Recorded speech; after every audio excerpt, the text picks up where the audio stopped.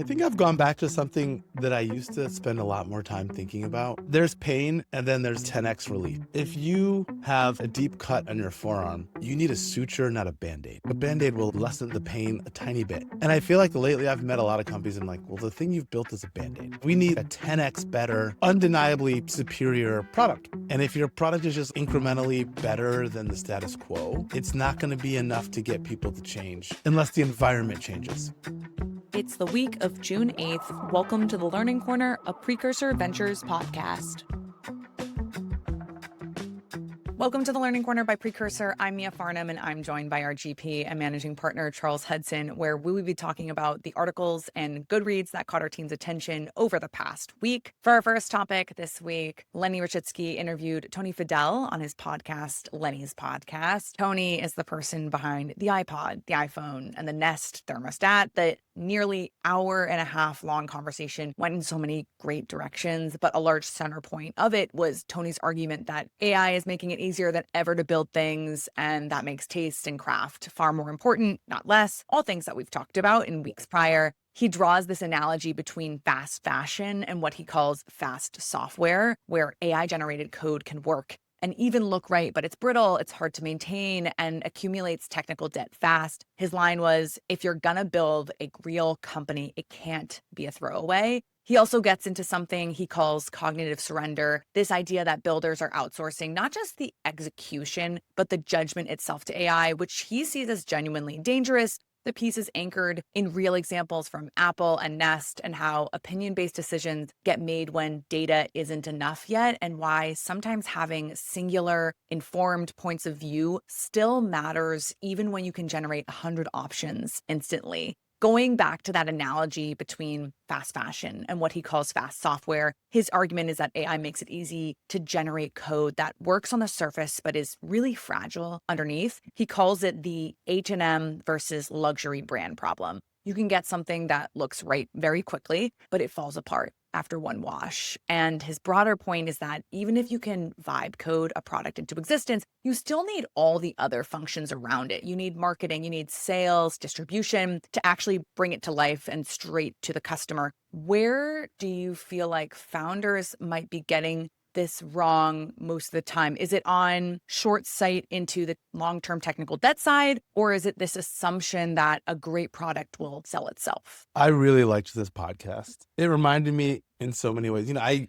worked in online games for a long time. And when online games discovered A/B testing, everyone was like, we don't need to think anymore. Just A/B test everything and take the outcome of the test. And I'm like, well, that's not judgment. We didn't use the word taste. That's just letting the machines decide. And that did not produce engaging, fun games. It produced lowest common denominator kind of slop. And I think in some ways, the just A/B tested has turned into just ask Claude or ChatGPT and go with the results. And I think that also leads to like uninspired work.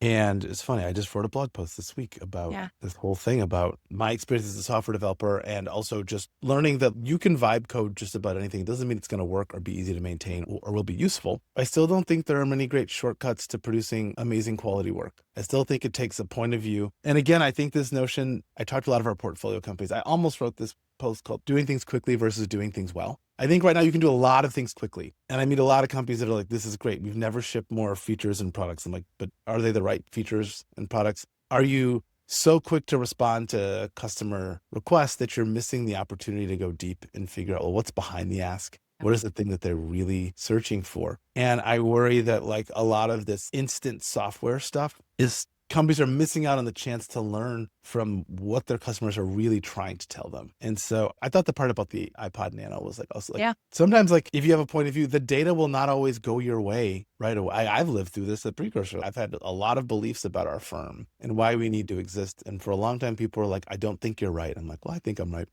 So we're just going to see what time has to say about that. And we've stuck with it. And over time, people have been like, oh, you're more right about that. Well, there are many reasons to have quit along the way. It's just I had a point of view. I hope that like AI doesn't become a substitute for having a point of view and taking a stand on what good enough looks like or what the customer really needs. And I think it's very easy to just get lazy.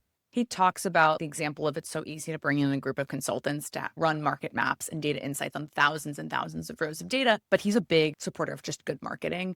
and Yeah, also yeah. getting one singular point of view. And he's like, sometimes it's just really useful for you to purchase the product itself, become the customer, and tell us why you do or do not resonate with it. Point about the iPod. I know that they walk through a conversation around when do you know if a market isn't big enough? And Tony walks through the iPod saying that the first and second generations of the iPod were not a big enough market. They really only appeal to the Mac loyalists, the Yep. people who stand in line for anything that Apple drops. And a lot of it had to do with where are we meeting the customers that are outside of that circle and how can we make adjustments to it.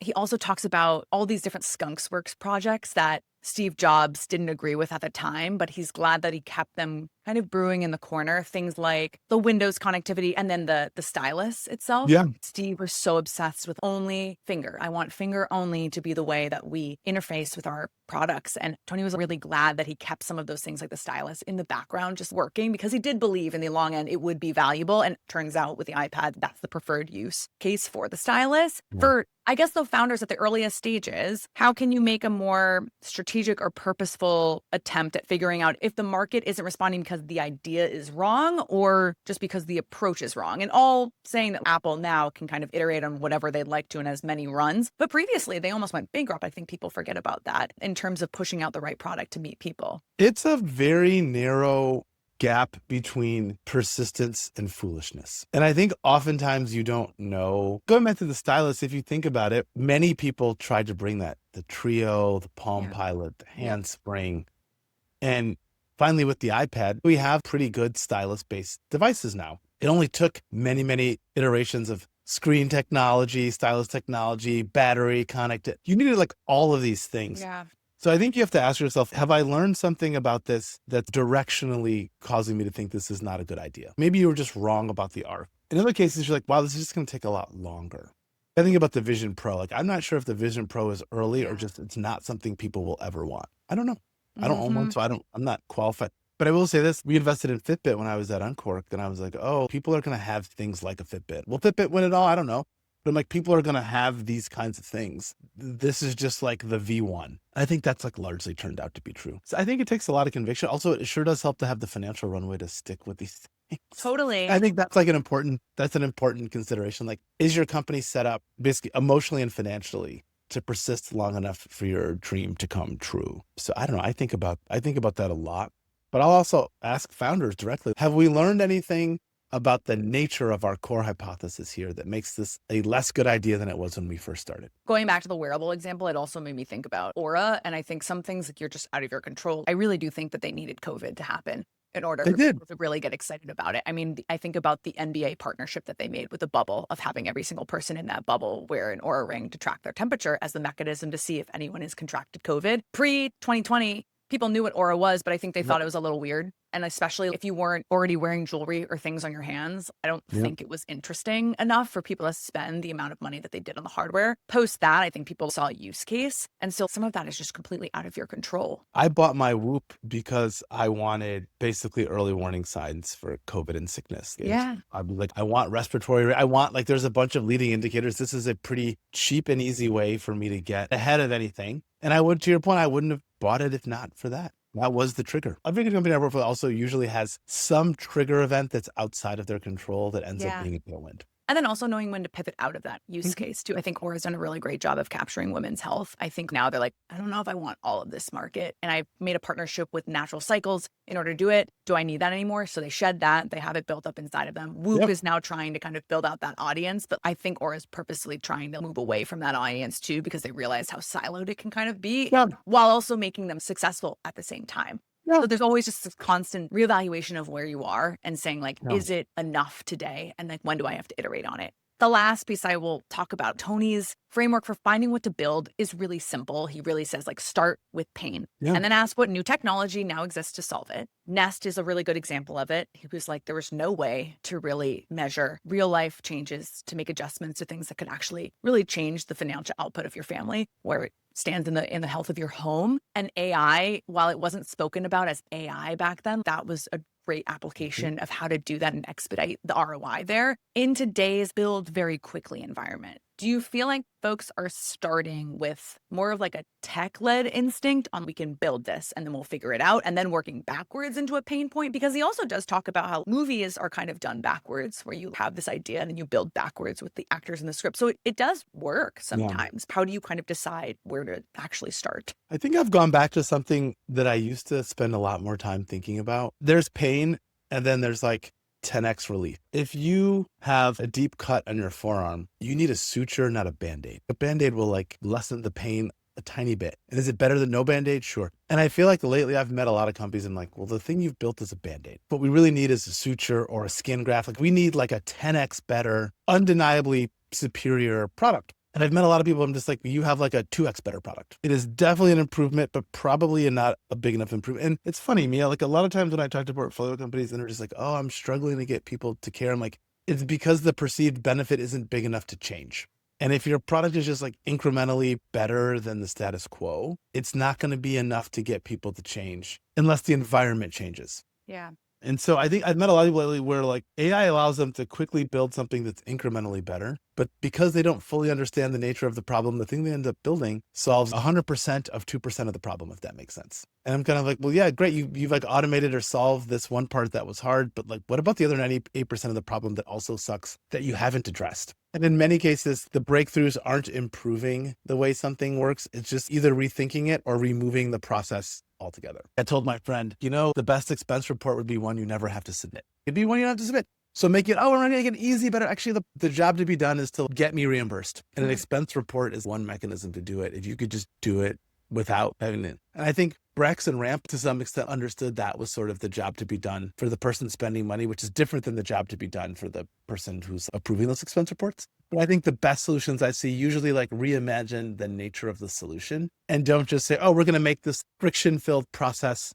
suck less. It's not enough. And this is also not even talking about, does your customer even care? It could be something that solves a real pain point. They talk about the smoke alarm through Nest, which they discontinued. There's so many things that we could change in that product, and they're in every home and you have a massive market, but do people care enough in order to want to switch that out? And the answer ultimately was no, but like great market. Yeah, I think about Orbi and Eero and like home mesh networking. Again, it becomes way more important when you have tons of devices trying to watch YouTube.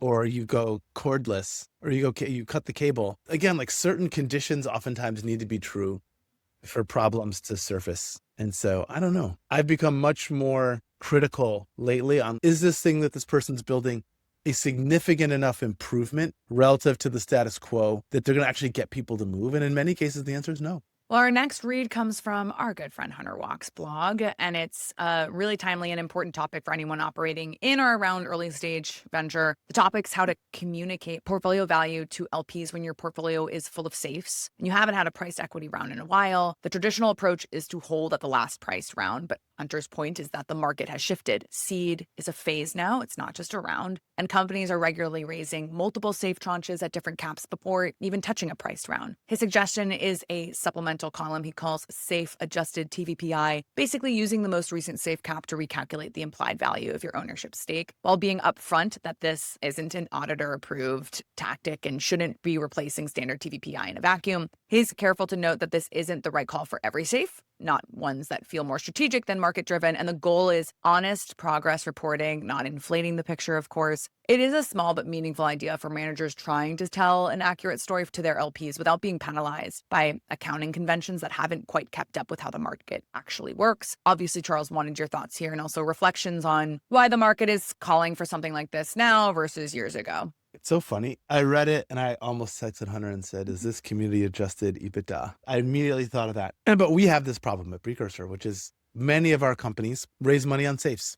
And there have been many cases where honestly, it used to not be a problem because you would raise one safe, maybe two, and then you would do a Series A round and it would all get converted. So maybe you had a 3 to 4 year window where you were sort of stuck with these valuations. You could explain it, but they resolve themselves. It doesn't work that way anymore. We have companies raising $10+ million rounds on safes. And we have companies going 4 to 4.5 years between price rounds. And most people's valuation policies only allow them to take markups when there's a price round. So how do you get credit for interim progress? You've got to have some way to show people. So we did a huge exercise this year. It was a lot to do to figure out like, what are these companies actually worth? When is the new safe round valuation indicative of progress? When is it indicative of momentum or heat? What do each Yeah. of these things mean? And it's not easy. But I don't think we're going back to price rounds anytime. If anything, I think this problem is just going to get worse. I think safes are going to continue to be a part of life later in companies' financing. And so it's not going to get better. And I think historically, safes were really only used for the initial funding rounds, and they were all capped at like reasonable values. Now it's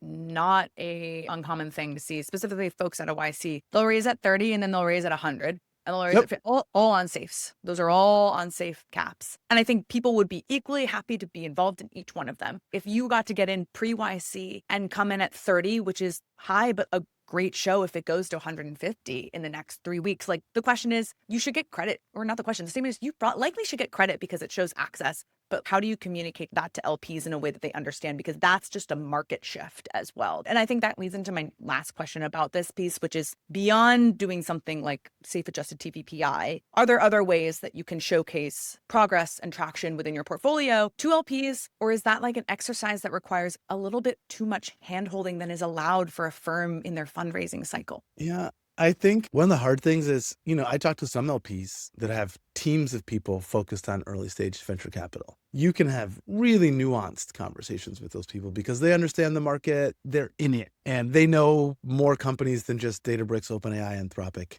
and SpaceX. They have a wider knowledge of the ecosystem. Then I meet people where I'm like, they have one person who's responsible for buyout, private credit, early stage, late stage, growth stage venture capital, and real estate. You could argue that person's portfolio is too big, but that's what they're up against. And I've certainly had situations where I'm like, wow, this person just doesn't have the capacity for nuance. In some cases, they're going to do the Claude equivalent of what we talked about, which is they're going to just pull the data from Cambridge, look at the benchmarks, look at your performance, and make a decision like, do I want to spend time on this? And in many cases, the answer is going to be, I do not. It doesn't look interesting because just to be clear, the effect of not taking the safe markups is that your performance looks worse relative to other people who have a way to reflect those valuations in their valuation policy. And you can end up in a situation where people just go, this fund doesn't look interesting. I'm not going to spend any time on it. And you don't even get the chance to make the case. So I think this is important because I hope it allows people to get into the room and make the case. Well, our last piece is from Reuters, but it's reporting on a Financial Times article that Kirkland & Ellis, one of the most powerful law firms in the world, with over $10 billion in annual revenue, is committing $500 million over the next 3 to 4 years to build a proprietary AI platform from scratch. They're starting with $100 million this year, and the platform was designed based on input from 250 of their own lawyers alongside 180 internal and external tech professionals. What makes this really interesting beyond the headline number is what it signals about the broader legal industry's relationship with AI. Kirkland isn't just licensing tools or partnering with one of the big AI companies. They're wanting to build something of their own, or at least market it as such. Our other major firms are going a different route. Some have partnered with Anthropic to co-develop AI tools for legal services. The liability risks are also very real and very present. We've talked about U.S. judges sanctioning lawyers in dozens of cases for submitting AI-generated content with fabricated citations, and even Sullivan and Cromwell apologized to a federal judge this last month after AI hallucinations made it into a court filing. $500 million is a massive bet for a law firm, no matter how much they bring in top line, and it's a really different approach than going to Harvey or Legora or co-developing with Anthropic like some other firms did. What, Charles, does this tell you about Kirkland and specifically what they want to own as a narrative by building it versus partnering? I thought it was interesting that, they're hiring real people. $500 million over multiple years is a real financial commitment. And the part of the article that stuck me is they said, we think if the LLMs will raise the floor for law, but we don't get paid for the floor. And I read a couple of other takes in this article, and it seems to me that they're of the mind that like, hey, we have a lot of specialty knowledge, particularly about, they're starting with, fund formation and private equity. We have a lot of like institutional knowledge that we believe gives us an edge. And we would rather capture that edge internally and build our own tools rather than either have that knowledge leaked or distributed to other people through an LLM that we don't control. And I think it's inevitable that there will be industries where people say, we have a lot of proprietary stuff and we We want to build a thing that we control that takes our best ideas and our best practices. And I think for a services firm, and a law firm is a services firm, to spend this amount of money on technology is a gigantic bet. Because in a private partnership, that $500 million could have gone to the partners. Yeah. Could have kept it and shoot as profits.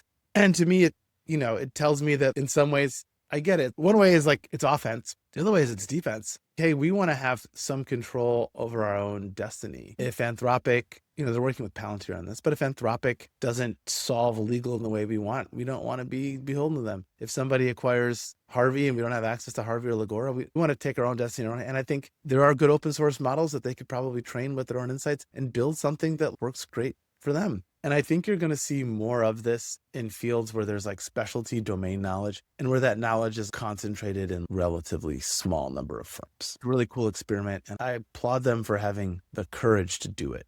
In a big committed way. I think if they had just said some random number, I think you could kind of call question, but it's clear it's a commitment. There's a whole team around it. I always thought with the services businesses, especially in the beginning of when we were talking about AI, I always thought, it's a race to the bottom on where your pricing is. And that's ultimately where people are going to land from who they want to partner with. But this is a good showcase of how you can kind of become more defensible over time if you want to continue to charge the premium fees that Kirkland does and deserves them, then you have to kind of create an infrastructure to protect it in this AI narrative era. And I think they said the reason you hire an expensive law firm is because you're going to get above average advice. If you just need average advice, you don't need to hire a firm like that. Well, we are all out of time. Thank you, Charles, for stopping by. Thank you to our listeners for jumping in as well. Please like and subscribe, and we'll talk with you all in 2 weeks. We're taking off next week, so we'll see you in a couple weeks. Thank you. Bye.